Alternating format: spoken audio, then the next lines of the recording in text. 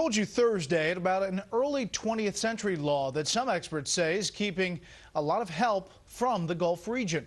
Senior correspondent Brian Wilson has a follow-up report tonight. With millions of gallons of oil needing to be cleaned up and with more being added to the mix every day, oil skimming boats are one of the top priorities. 400 are working now, and they're barely making a dent. Officials from 4 Gulf states are begging for more skimmer boats to protect beaches and delicate inlets. And therefore, as much skimming capacity as we can bring there or anyplace else is what we would want to do. So you might think BP and the Coast Guard would be interested in hiring a skimmer boat like this, able to suck oil off the water. But a businessman from Dallas who has a proposal to bring as many as 25 boats like this to the Gulf says, it is radio silence, Brian. That's the frustrating thing. Fred McAllister says his plan has been submitted through appropriate channels. He has 12 boats ready to go and a line on 13 more. The problem is they are not U.S. owned and operated boats and therefore are barred from working in U.S. coastal waters by a 1920s law known as the Jones Act.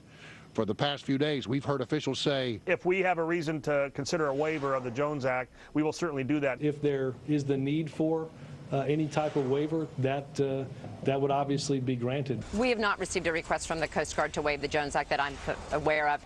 But a lieutenant commander with the Coast Guard told Fox News offers of help involving foreign ships are being rejected because they do not, quote, meet the operational requirements of the Unified Area Command.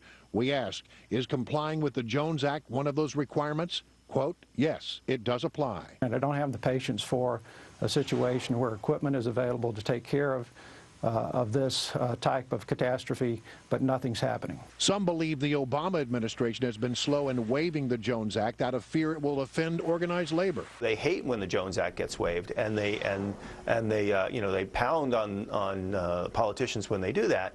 So is this a question of, we're giving in to unions and not doing everything we can, or is there some kind of impediment that we don't know about? Admiral Allen said waivers must be considered on a case-by-case basis, but in my hand, I hold a general waiver granted by former Secretary of Homeland Security Michael Chertoff in the days following Hurricane Katrina. We've also covered a news article that says U.S. Customs officials ruled that the Jones Act does not apply to foreign-owned vessels installing wind turbines off the coast of Delaware. So they can make exceptions, Brett. Interesting. Brian, thank you.